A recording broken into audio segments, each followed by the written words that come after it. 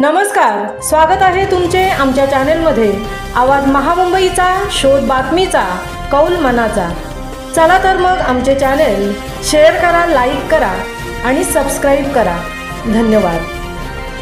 Konkan railway मार्गावर Vervali Vilavade station दरम्यान दरड कोसळली। कोकणातील रत्नागिरी जिल्ह्यात पडलेल्या पावसाचा कोकण रेल्वेला फटका बसला असून कोकण रेल्वेच्या अनेक गाड्या रेल्वे ट्रॅकवरच अडकून पडल्या आहेत। कोकण रेल्वे मार्गावर वेरवली विलवडे स्टेशन दरम्यान दरड कोसळल्याने रेल्वे मार्ग बंद झाला आहे।